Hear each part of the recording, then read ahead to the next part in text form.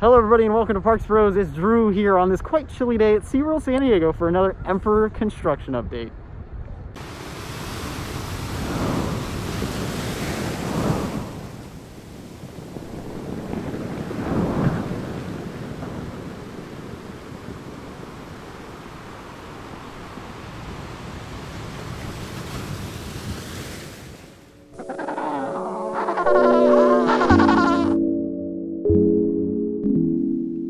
That's right, I finally was able to revisit SeaWorld San Diego after over a year of not being on property, and I was also elated to see Emperor in person yet again. Now, at least in the early morning, there wasn't too much action going on in the site, and to be honest, since the last time I saw this coaster in person, not too much has changed, at least from that viewpoint from the parking lot.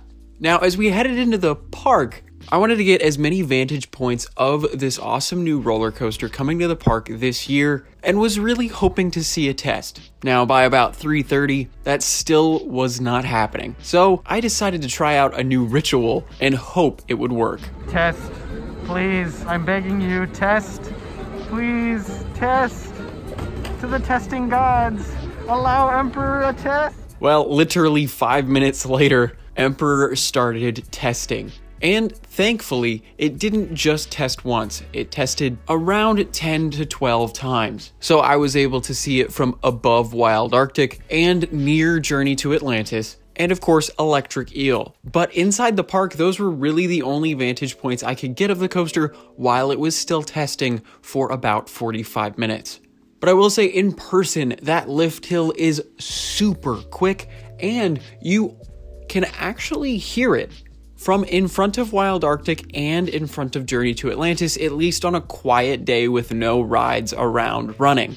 And really outside of that, the most you'll hear from this ride from those areas are when it goes down its first menacing drop, where you'll hear a slight rumble if you're really listening for it. But outside of that, in person, it looks absolutely majestic, at least from afar. And I really can't wait to get a closer look, hopefully very soon, whenever this park fully reopens with rides and all. So hopefully we'll be able to get on Journey to Atlantis and that surrounding area to get a better and more close look at Emperor, as well as maybe even getting views from Electric Eel with a GoPro, and of course the Sky Tower. After park closed, we decided to go up to the site again from the parking lot, just to check out anything else we noticed, and the biggest thing I did see, at least in person, was the fact that there are now string lights that go down the exit rampway, which I think is a very nice touch, especially once the sun starts to go down.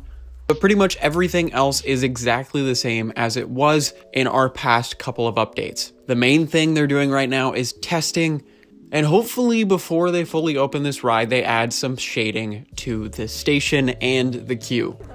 So sadly no testing, at least from this side today, because they did stop a little earlier. But I hope you enjoyed this quick Emperor construction update. It's so nice to see it in person again. I absolutely love how this coaster looks, especially in this beautiful San Diego sunset. But if you haven't yet, make sure to subscribe and follow us on Instagram if you haven't yet. But until next time, we'll see you on the next ride.